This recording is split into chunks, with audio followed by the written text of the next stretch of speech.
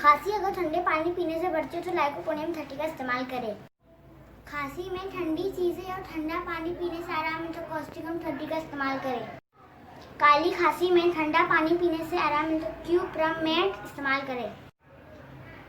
ठंडा पानी पीने से खांसी बढ़ जाए तो स्पॉन्सर 30 का इस्तेमाल करें। गर्म चीज़ें खाने से खांसी में आराम मिले तो स्पॉन्सर 30 का इस्तेमाल करें।